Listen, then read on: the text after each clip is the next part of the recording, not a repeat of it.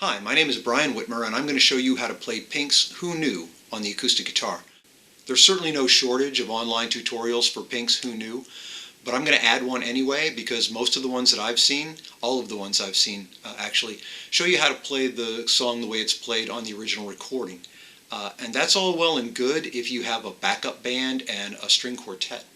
But if you're like me and you play this on an acoustic guitar all by yourself, you're going to want more exotic and interesting chords. Pink's guitarist thinks so too. When he plays this song, just the two of them are in a small venue, he uses different chords than the ones he uses when they play it on the album. In this video, I'm going to show you the chords that he uses when he accompanies Pink all by himself. As you'll see, they're quite a bit richer than the ones that you'll hear on the original recording. What's great about this is that the chords are well within the range of most beginners. So considering how popular and how powerful this song is, this is a great way to impress your friends.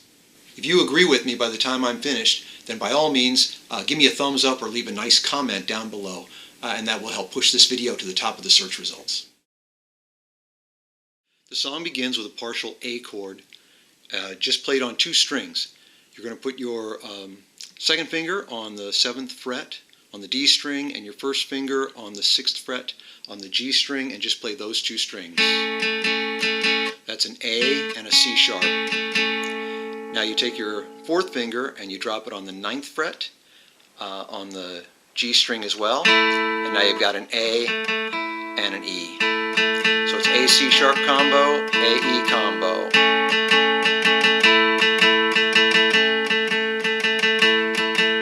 And that's the intro and the first part of almost every line in the song. Let's talk strumming patterns. Purists, like my very first guitar teacher, would counsel you to always play downstrokes on quarter notes and upstrokes on the 8th notes. That's good advice because it instills good habits. If you're going to play this song that way, it's going to be down, down, up, up, down, up, down, down, up, up, down, up, down, down, up, up, down, up, down, down, up, up, down, up.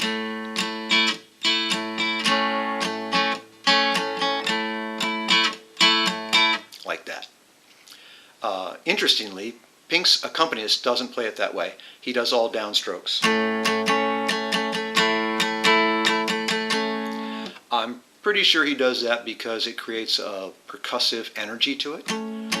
Plus, he likes to throw in little ornamentations.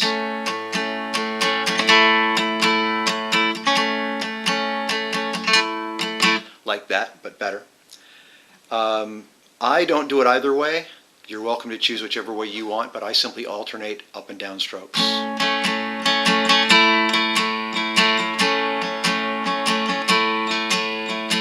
I do it that way because if I'm doing all down strokes, it makes it a little bit hard to sing. My voice gets a little bit jumpy. So to create the same energy or a similar energy to the downstrokes without actually doing all the downstrokes, you do a little bit of muting with this hand. You just very lightly lift up on the strings, not enough that they'll sound. You just, instead of letting them ring, you pick up just a little bit. And if you do that between each stroke,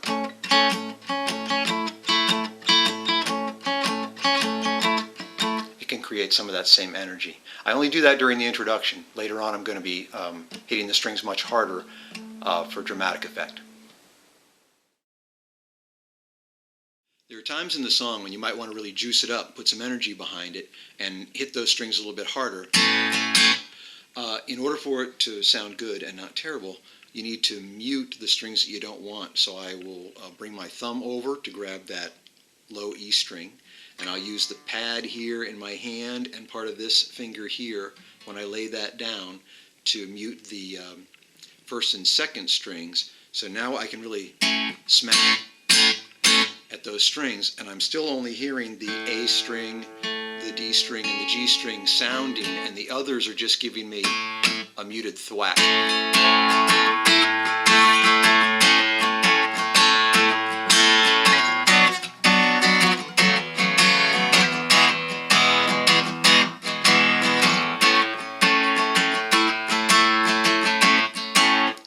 So it's a good way to change the dynamics. There are times when you're going to want to quiet it down and then build up.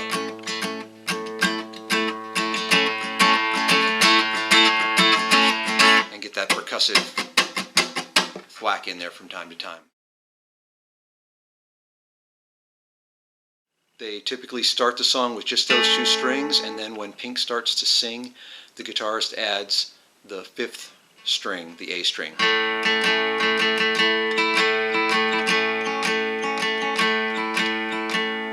Okay, the second chord is going to be a B minor. Slide down here. It's best if you can do a bar chord to get that B in the bass. If you can't do it though, you can play it that way. The third chord on the record is an F sharp minor. But when Pink plays this with just her accompanist on the guitar, he plays what I'm going to call an A6 add 9. And it's a much richer, more open chord than that. And then he finishes the phrase on an E, and that's a terrific resolution from that with a little dissonance in it to that. So the whole thing sounds like this. You took my hand, you showed me how, you promised me you'd be around.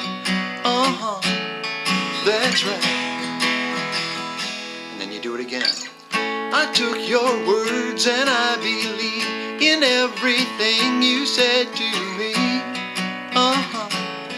That's right.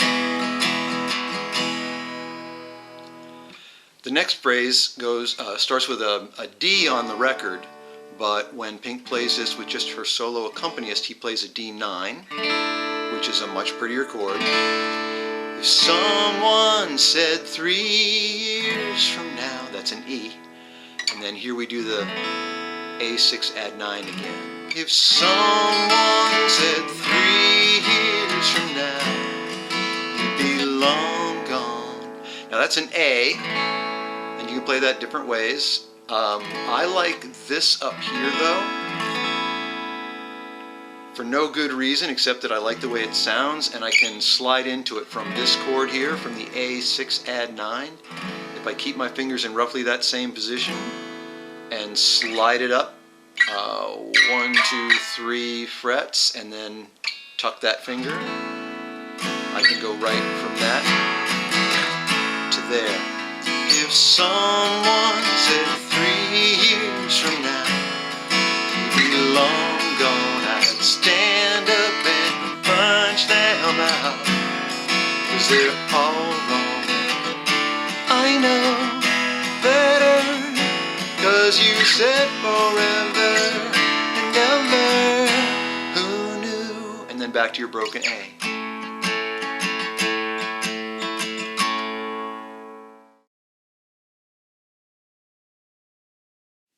At the end of the second verse, the song goes into a 12-bar refrain that doesn't use any new chords.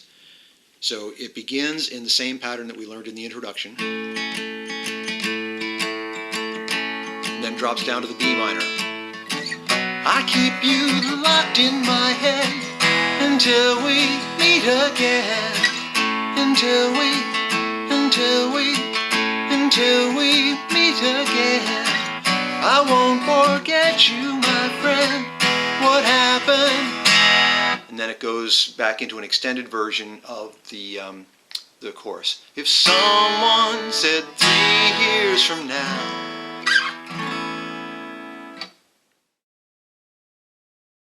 At the very end of the song, Pink has just done this very powerful vocal performance for a dramatic last chorus. And you go back, the guitarist goes back into the familiar pattern that we learned in the introduction. But then he downshifts the dynamics quite a bit, and after Pink has done a couple of who knews, who knew, my darling, who knew, then he changes to single picking.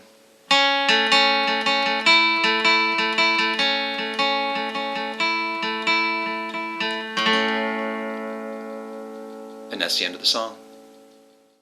Okay, friends, that's it. Practice, practice, practice until you're very comfortable with the song, and then get out there and impress your friends. If you found this helpful, please leave a thumbs up, maybe even a nice comment down below. Thank you for watching.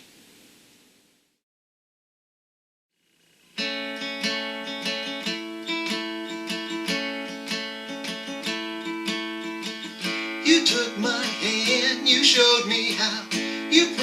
promised me you'd be around. That's right. I took your words and I believed in everything you said to me. That's right. If someone said 3 years from now you'd be long gone, I'd stand up and punch them out, 'cause they're all wrong. I knew better, 'cause you said forever and ever. Who knew?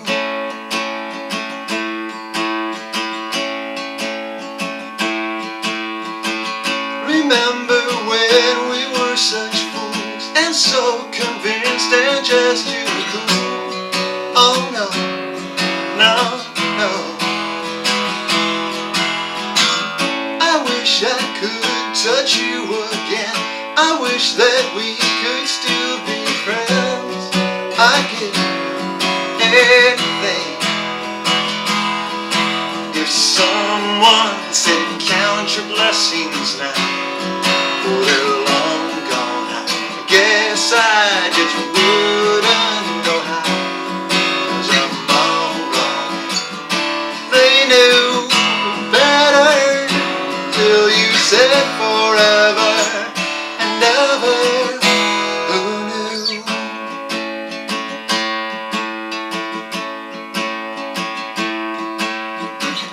I keep you locked in my head until we meet again. Until we meet again. I won't forget you, my friend. What happened? If someone said 3 years from now you'd be long gone, I'd stand up and punch them out, 'cause they're all wrong, yeah. That last kiss I'll cherish until we meet again. And time makes it harder. I wish I could remember, but I keep your memory visits me in my sleep. My darling, who knew? My darling, who knew? Darling,